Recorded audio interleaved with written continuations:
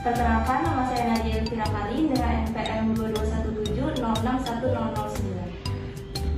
Nama saya Sultan Jafar dengan NPM 2217061001. Nama saya Fani Adegan Saputri dengan NPM 2217061070. Apa sih mikroskop cahaya itu? Mikroskop cahaya atau mikroskop cahaya majemuk adalah sebuah mikroskop yang menggunakan cahaya lampu sebagai pengganti cahaya matahari, sebagaimana yang digunakan pada mikroskop konvensional. Masih mikroskop. Berdasarkan jenis lensanya, mikroskop cahaya dibedakan menjadi dua. Ada mikroskop monokuler dan mikroskop binokuler. Disebut monokuler karena memiliki satu lensa okuler. Sementara itu, mikroskop binokuler memiliki dua lensa okuler untuk dilihat menggunakan mata kanan dan kiri secara bersamaan.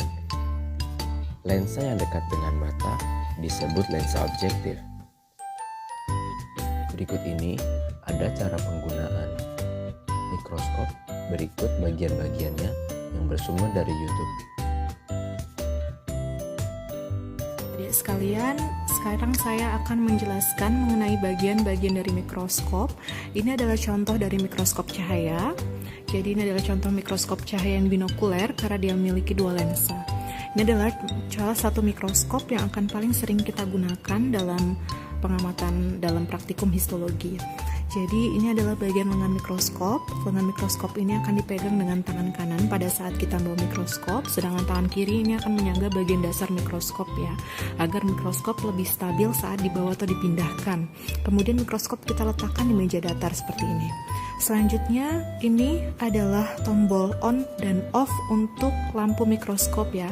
Jadi setelah mikroskop dicolokkan ke stop kontak, kemudian kita tekan tombol on-nya untuk menyalakan lampu mikroskop seperti ini. Ini adalah lampu mikroskopnya sebagai sumber cahaya dari mikroskop ini.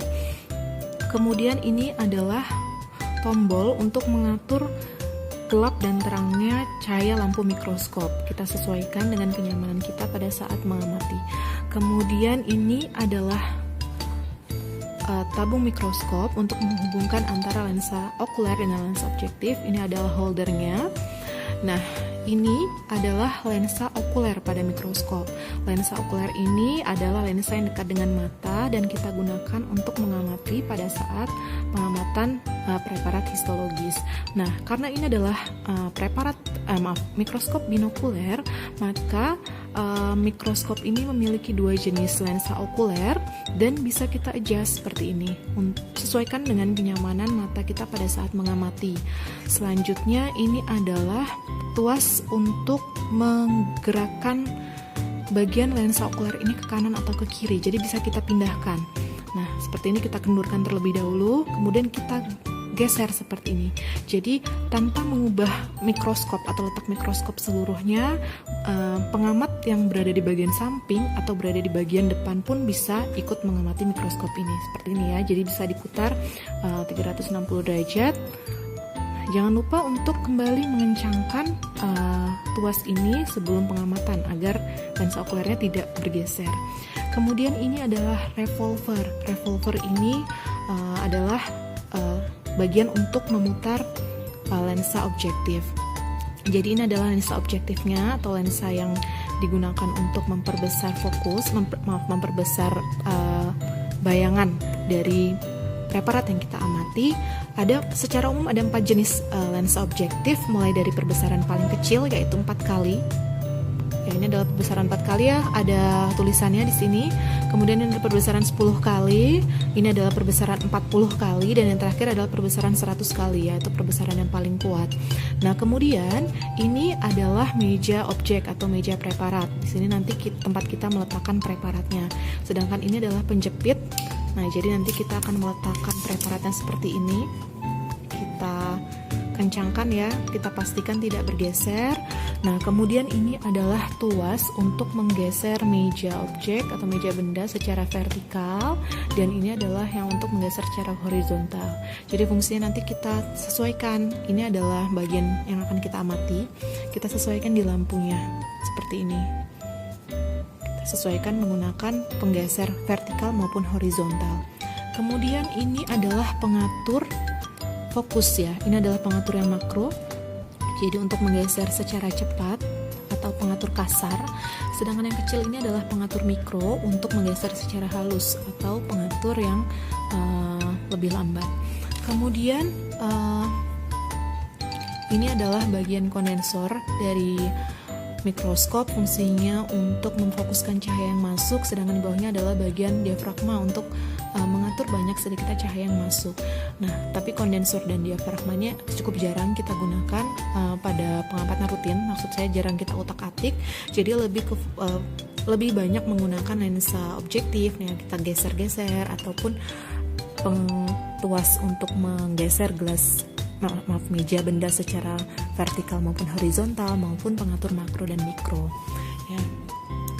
Jadi setelah selesai menggunakan mikroskop, kita kembalikan preparatnya ke tempat penyimpanan, kemudian kita kembalikan lensa objektif ini ke lensa yang paling kecil, kemudian kita turunkan maksimal meja bendanya. Selanjutnya kita tekan tombol power on dan off untuk mematikan mikroskop, dan yang terakhir kita cabut sumber listriknya ya dari mikroskop ini.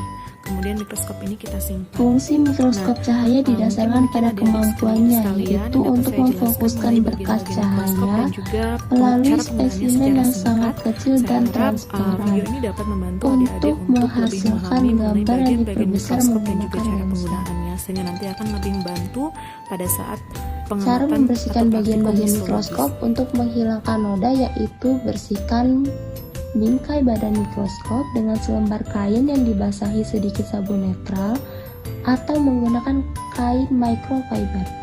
Selanjutnya, bersihkan bingkai dengan selembar kain yang telah direndam dalam air hangat. Saat dibersihkan, pastikan untuk tidak menyentuh lensa mikroskop. Saat mikroskop dibersihkan dan didesinfeksi, selalu ikuti kebersihan tangan yang benar dengan cara kenakan sarung tangan saat membersihkan dan mendesinfeksi bingkai badan dan optik.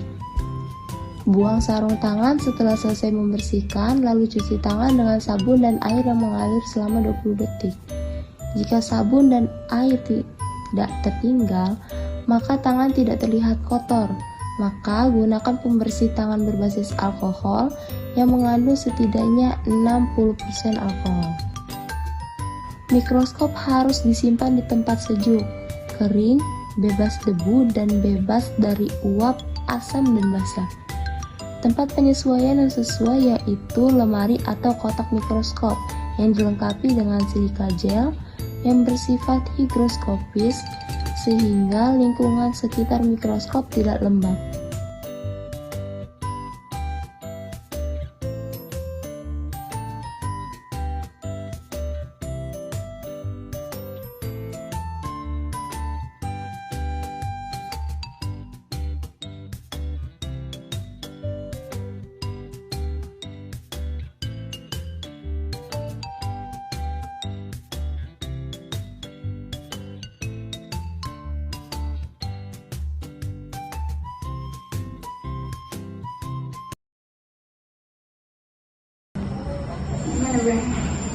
Sekian dari kelompok 12 mengenai alat